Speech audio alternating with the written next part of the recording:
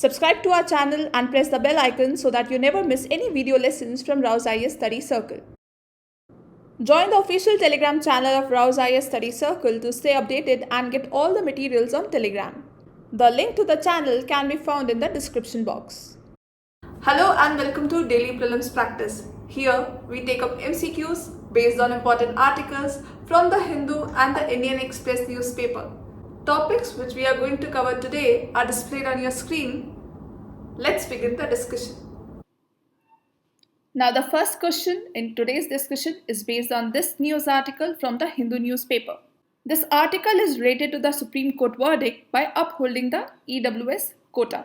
Recently, a constitution bench of the Supreme Court upheld the validity of the 103rd constitutional amendment, which provides 10% reservation in government jobs and educational institutions to the economically weaker sections of society, but excludes the poorest of poor among scheduled castes, scheduled tribes, socially and educationally backward classes, and other backward classes from its scope. Now, as you all know, constitutional amendment is one of the important themes for your UPSC Prelims examination. This can be seen as this question came in year 2019 based on 44th Amendment to the Constitution and 99th Amendment to the Constitution. Now let's come to the practice question.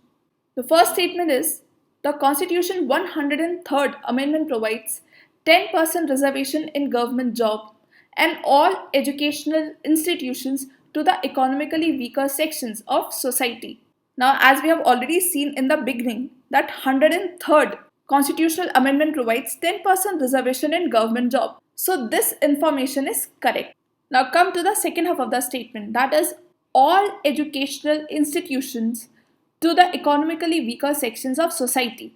Now this information is incorrect. Why? Because the 103rd Constitutional Amendment Act inserts a new provision, that is Article 15(6), whereby a state can make any special provisions for the advancement of any economically weaker sections of citizens relate to their admission to educational institutions, including private educational institutions, whether aided or unaided by the state.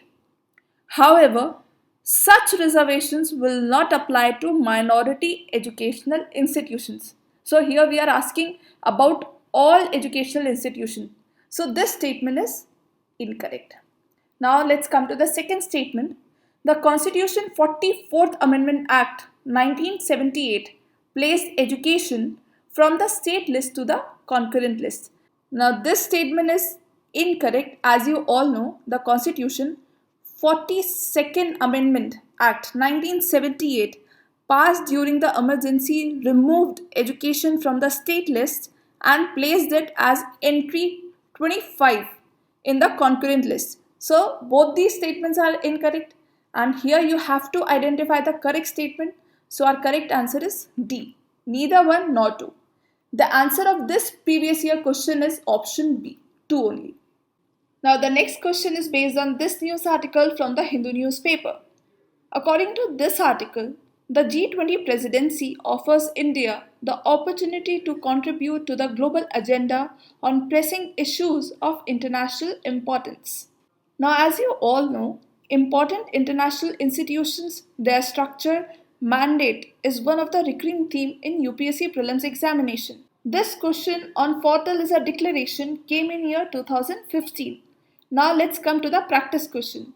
The Matera Declaration recently in news is related to the affairs of which of the following? The first one is ASEAN, second is BRICS, third is OECD, and the fourth is G20. Now, as you all know, Matera Declaration is important because in this declaration, the G20 ministers recognize that poverty elevation, food security and sustainable food systems are key to ending hunger. It also stressed on accelerating the adaptation of agriculture and food systems to climate change, as increased climate variability and extreme weather events impact agricultural output. So our correct answer of this question is option D, that is G20. Now the answer of this PYQ is option B, BRICS. Now the next question is based on this news article from the Hindu newspaper. It is related to the External Affairs Minister S. J. Shankar's first visit to Russia since the war in Ukraine began. Now, from the examination point of view, this region is more important geographically. Places names often mentioned in news, regions like Russia's Far East and especially water bodies surrounding Russia and Ukraine. Even there are multiple questions already asked in the examination on this theme. For example, this question came in year 2014. Now, let's come to the practice question. Here, you have to identify the correct sequence of occurrence of the following water bodies as one proceeds from east to west. Now, the first one is Black Sea, second is Sea of Azov, third is Sea of Marmara, and the fourth one is Aegean Sea. Now, this is clear a map related question. For this, one must have an understanding on world geography to answer this question. Now, as you can see, the extreme right is Sea of Azov. It is a sea in Eastern Europe connected to Black Sea by a narrow Strait of Kerch. The sea is bounded by Russia on the east and by Ukraine on the northwest and by Crimea on the southern west. Now the next is Black Sea. It is a marginal Mediterranean Sea of the Atlantic Ocean. It is surrounded by Bulgaria, Romania, Ukraine, Russia, Georgia and Turkey. The next is Sea of Marmara. Now it is an inland sea located entirely within the borders of Turkey. It connects the Black Sea to the Aegean Sea with the help of Bosphorus and Dardanelles Straits, separating the country's European and the Asian sides. Now the next is Aegean Sea. It is an arm of Mediterranean Sea located between the Greek peninsula on the west and Asia Minor on the east. The Aegean Sea is connected through the Straits of Dardanelles and the Sea of Marmara and the Bosphorus to the Black Sea. Now with this, our correct answer would be option B. 2, that is Sea of Azov. First, that is Black Sea. 3, that is Sea of Marmara. And the fourth one is Aegean Sea. And the answer of this PYQ is option B. That is 1, 3 and 4 only. Now the next question is based on Guru Nanak Dev Ji, the founder of Sikhism. Every year his birth anniversary is celebrated as Guru Nanak Jayanti. It falls on a full moon day in the month of Kartik, according to Hindu lunar calendar. Now, as you all studied in history, Guru Nanak Dev Ji played a crucial role in the Bhakti movement. He was a proponent of Nirguna school and was inspired by Kabir Das. Also, Bhakti movement is an important topic for your prelims as well as for your mains examination. Like this question came on Bhakti saints in year 2013. Now let's come to the practice question. With reference to medieval India, Bhakti saint Guru Nanak Dev, consider the following statements. The first one is, he is considered to be the founder of Khalsa sect among Sikhism. Now this statement is incorrect as Khalsa tradition was initiated in 1699 by the 10th Guru of Sikhism, Guru Gobind Singh. Now the second statement is, his literary contributions include Adi Granth and Guru Granth. Now this statement is incorrect as he did not contribute to Adi Granth and Guru Granth. His written compositions were included in Adi Granth, which was compiled by Guru Arjan, the 5th Sikh Guru, and this came to be known as Guru Granth Sahib after the additions made by the 10th Guru, Guru Gobind Singh. Now the last statement is, he emphasized on the Langar, Pangat and Sangat for social interaction. Now this statement is correct as Guru Nanak Dev ideas of equality to establish an egalitarian society can be deduced by following innovative social institutions as given by him. The first one is Langar, that means collective cooking and sharing of food. The second is Pangat, that means partaking food without distinctions of high and low caste. And the last one is Sangat, that means collective decision making. So here you have to identify the incorrect statement, so your answer would be option A, 1 and 2 only. Now the answer of this PYQ is option B, 2 only. Now the next question is based on this article from the Hindu newspaper. It is related to India-Pakistan relations. According to the author, the Indo-Pak relations have entered an age of minimalism. That is, very little bilateral contact exists today between them. Now, in this article, it is also mentioned that none of the key bilateral conflicts between India and Pakistan has been resolved since the Indus Water Treaty of 1960.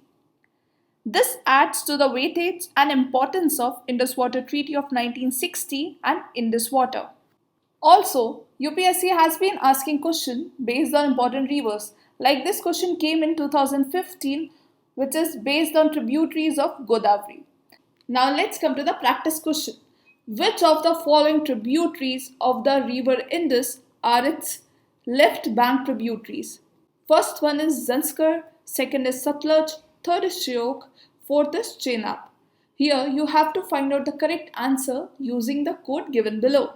Now, as you can see, river Indus flows in northwest direction from its source glacier of Kailash range in Tibet near Lake Mansarovar till the Nanga Parbat range. Now, it is a transboundary river of Asia and a trans-Himalaya river of South and Central Asia. Now, its left bank tributary in Ladakh is Zanskar, and its left bank tributary in the plains is Panchnath River, which is formed by the successive confluence of the 5 Punjab rivers, that is Chenab, Jhelum, Ravi, Beas and Satluj. So all these rivers are its left bank tributaries. Now its principal right bank tributaries are Shyok, Gilgit, Kabul, Khurram and Gumal rivers. So all these rivers are its right bank tributaries. So here we have to identify which among the following is the left bank tributaries of river Indus. So our correct answer is option C, 1, 2 and 4, that is Zanskar, Satluj and Chenab. As you can see, Shyok is its right bank tributary. Now the correct answer of this PYQ is option D, that is 2 and 3 only. Now our next question is based on this news article from the Indian Express. As per this article, our Vice President Jagdeep Dhankar will visit Cambodia to represent India at the ASEAN India Summit and the 17th East Asia Summit. Now as you all know, important organizations or agreements involving India or affecting India's interest is one of the important themes for your UPSC Prelims examination. Like this question came in year 2015. Now let's come to the practice question. Here you have to identify the correct statements regarding East Asia Summit. Now before answering this question, let me briefly tell you about East Asia Summit. Now the concept of East Asia grouping was first promoted by then Malaysian Prime Minister Mahathir bin Mohamad, and it was established in year 2005. Now it is the Indo-Pacific's premier forum for strategic dialogue. The aim is to promote peace, stability and economic prosperity in East Asia. Now let's come to the first statement. Its member states include ASEAN member states and 6 nations from the Asia Pacific region. Now this statement is incorrect as its membership composed of ASEAN member states plus 8 nation states that are China, India, South Korea, Japan, Australia, New Zealand, USA and Russia. Now let's come to the second statement. India has been the founding member of the summit. Now this statement is correct as India has been a founding member of East Asia Summit. Now let's come to the last statement. Republic of Korea is the head of the chair this year. Now this statement is incorrect as the current chair of this year's summit is Cambodia. Now another important fact which you should know, that since it is an ASEAN centered forum, so it can only be chaired by an ASEAN member. So here our correct answer is option C, that is 2 only. Now answer of this PYQ is option B, that is 3 only. That's all for today. Stay tuned for more such updates.